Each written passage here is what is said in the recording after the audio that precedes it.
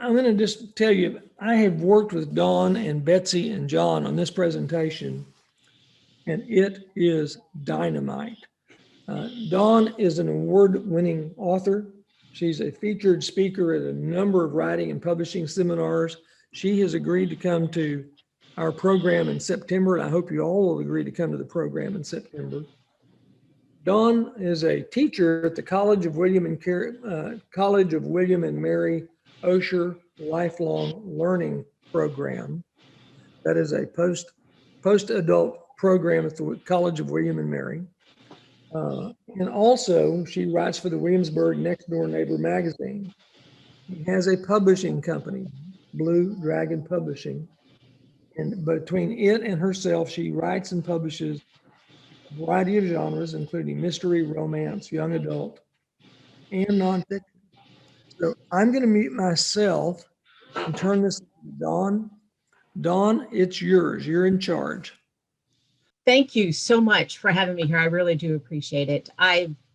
Like Jack said, I've been editing and publishing and working with other people, and I love to teach. I love to help other people make their book the best it can possibly be.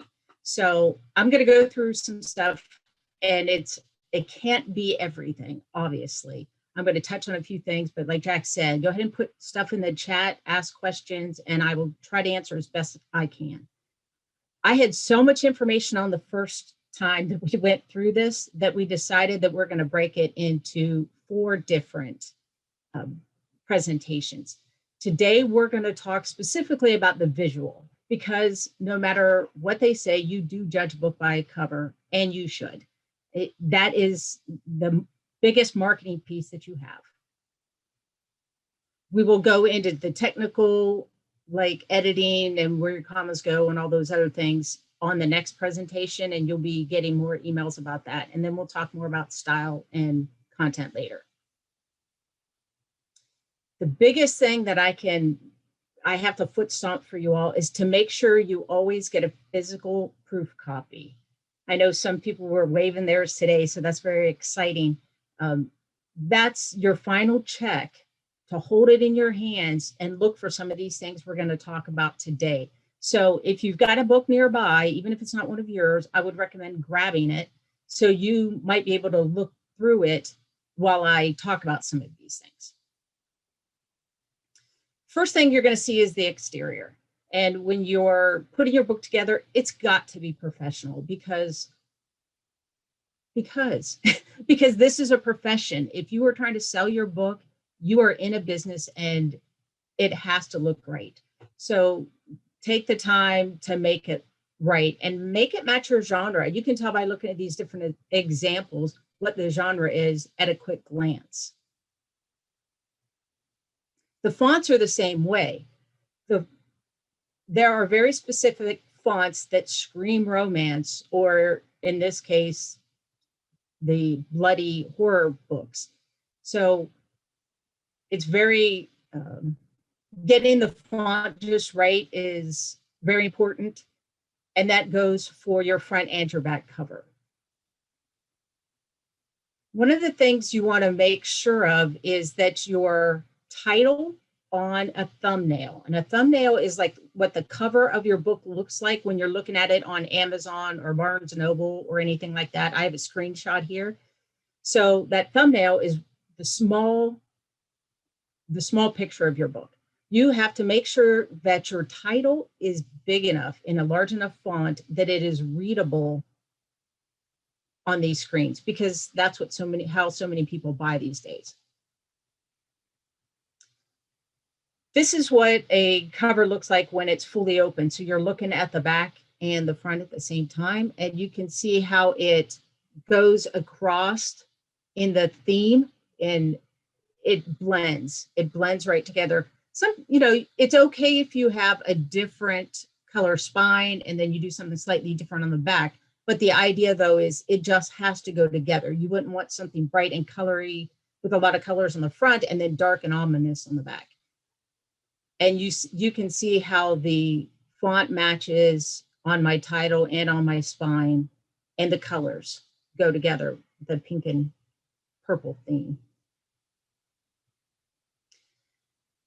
Now flipping it over to the back cover, the blurb or the part that tells about your book obviously is going to be catchy, and you don't want it to be too long. It needs to be just enough to catch their attention and make them want to open up the inside and read.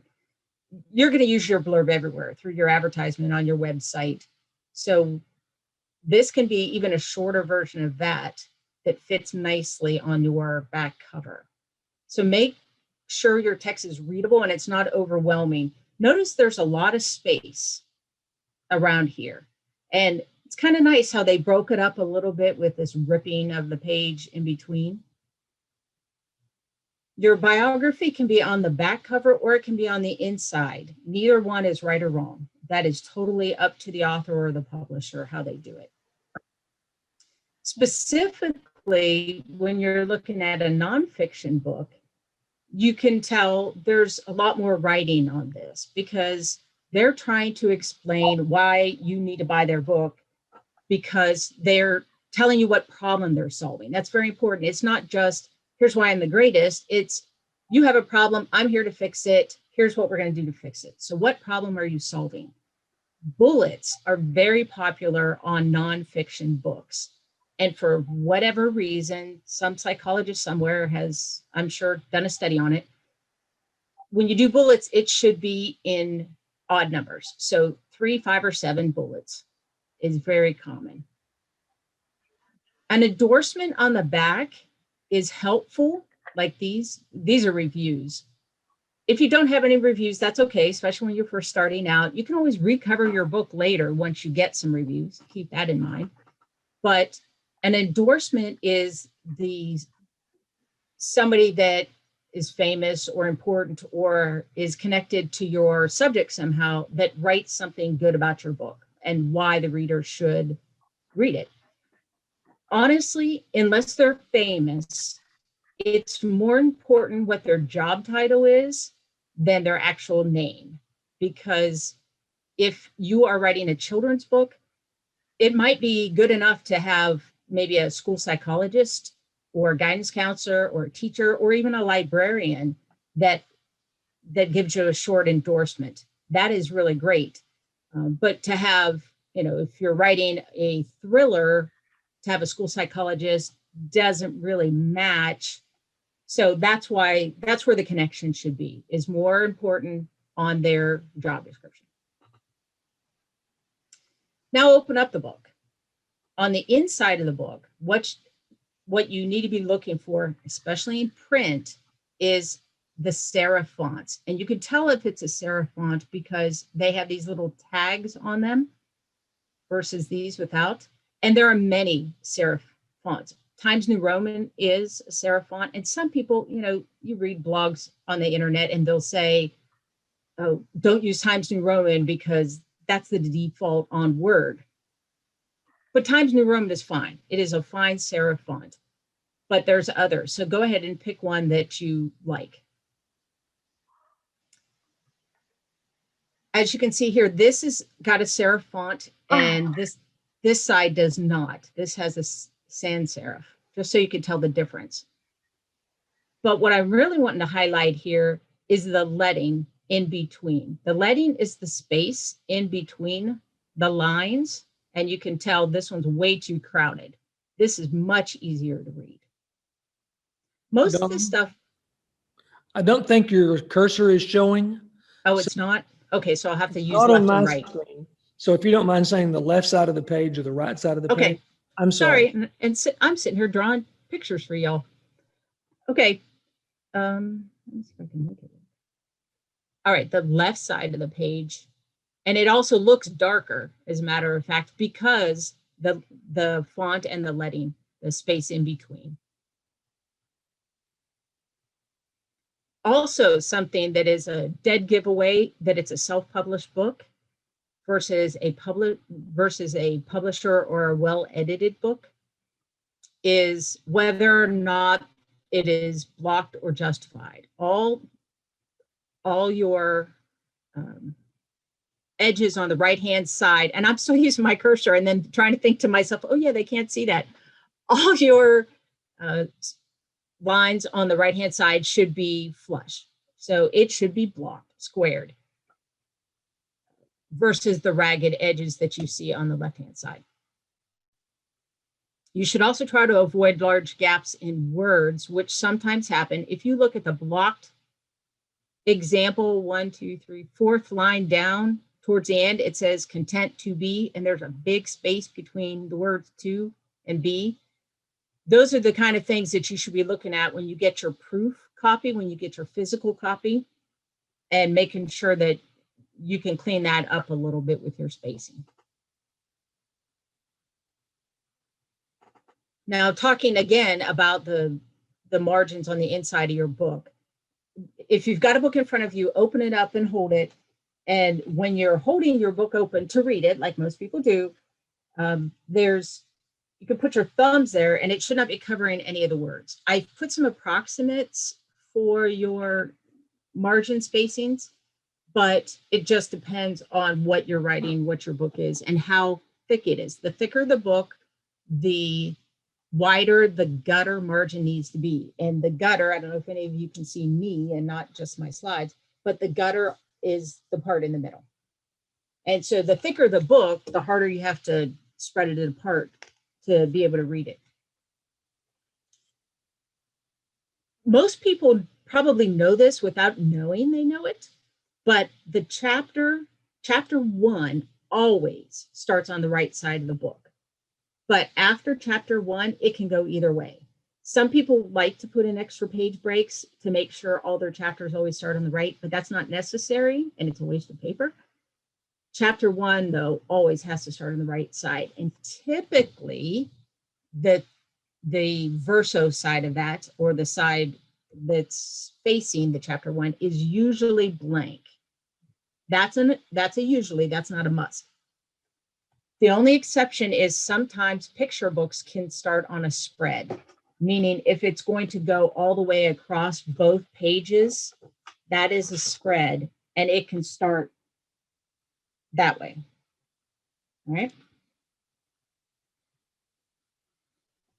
So when you're looking at the chapter headings, it needs to be consistently in the same place. And again, this is something you're looking at when you get your proof copy.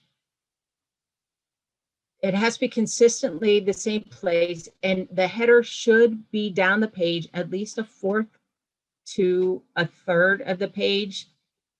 You're getting a little much if you go down to a half, but you have to play with it and see what feels right. The key is it has to be consistent. And on your chapter heading, if in this case, the page numbers are at the bottom, but if there were to be page numbers at the top, or some people like to put the heading with the chapter title or the name of the book at the top, that's great. Just don't do it on a chapter page, on the chapter heading page. Make sure your first paragraph of each chapter is flush left. It should not be indented. Okay. And again, that's one of those things. After I heard that the first time, I went, no. And I went through my book, through my books on my bookshelf, and well, yeah, that is a thing. So for whatever reason, and I haven't been able to find it anywhere, do not indent that first paragraph of a chapter. Every chapter out, or every paragraph after that should be indented. And then you want to make sure that your page numbers are on the outside. They can be in the center, or they can be on the outside of each of the pages, but they cannot be near the gutter. Okay, they need to be, if you're going to do it on the side, it's got to be on the far side. Now, notice the difference between my page number 12 and page number 13 in this example. If you notice, page number 12 is higher than page number 13. Again, something else to look for in your proof copy. That's because there's an extra space here in the footer, which caused it to go down. So just watch out for those things.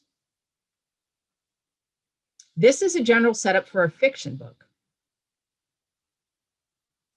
Nonfiction can be formatted just like fiction if you want, with the same rules, the indented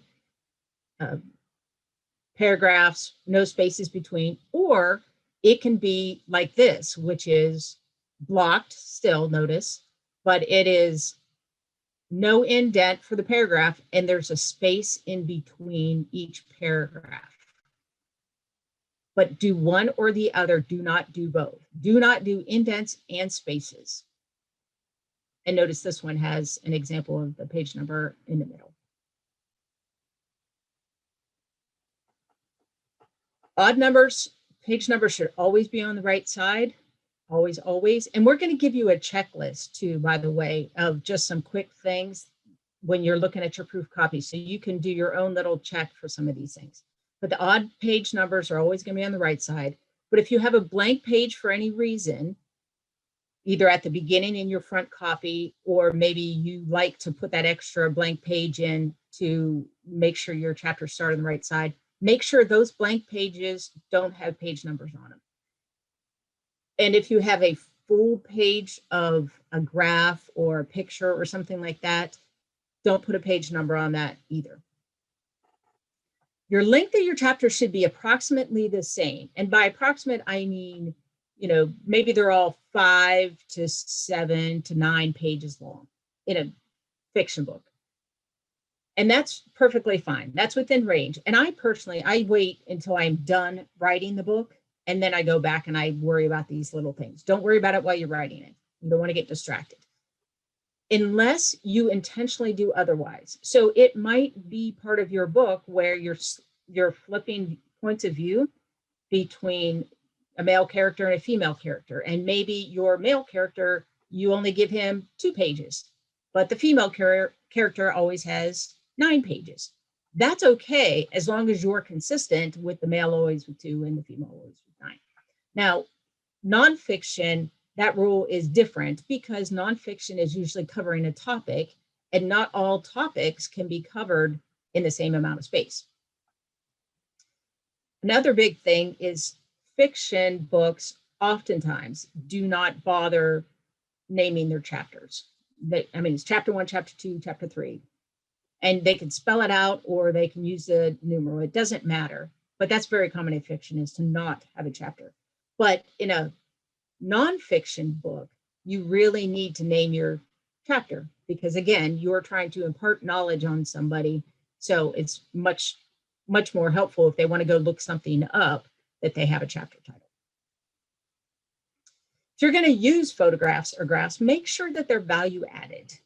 They should be clean and crisp, and you should be able to see the picture and understand right away what it is, not too busy. Because remember, it's going to be smaller when it's on the print book. And some people don't realize this, but copyright is required. If you took the picture, you own the copyright, so there is no issue. But you can't just go out to the internet and say, oh, this is a great picture or graph or just image to explain my point, and borrow it from the internet and put it in your book.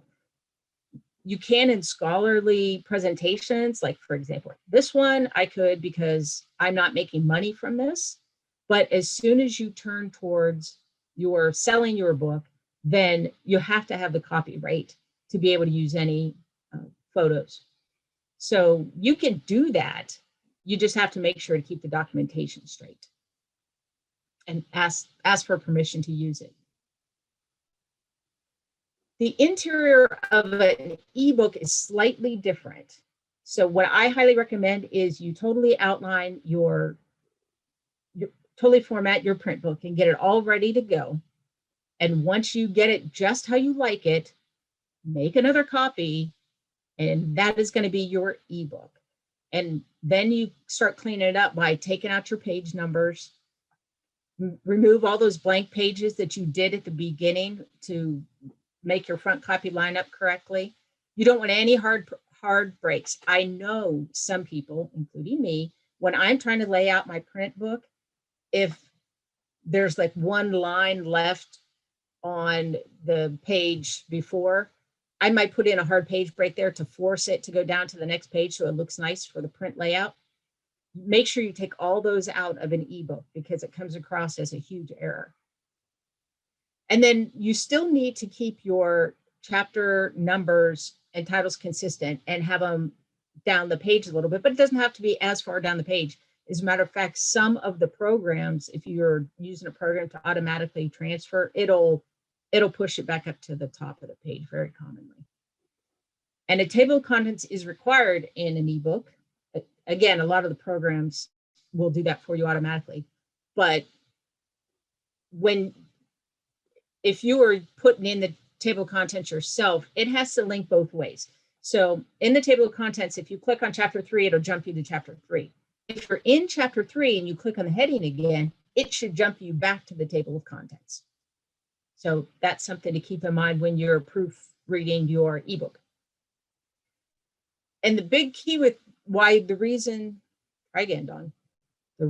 things are different with an ebook is because they're flowable. People can change the font size. They can change the font totally to make it suit them better.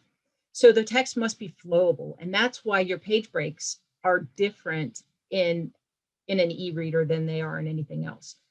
And that's another reason that your picture has to be in line with text. That's one of the settings when you're inserting a picture. When we do a layout in a book, we might have a picture with the text flowing around it because it looks pretty, but don't do that in an ebook because it'll resize and it'll look funny. Also, some of the front matter, like a dedication or even your copyright page, which is always in the front in a print book, can be in the back on an ebook, and that is perfectly normal. So those were pretty much the main things that we were going to talk about today with visual. Next time we'll talk more technical things. But if you guys have any questions, I would love to hear it.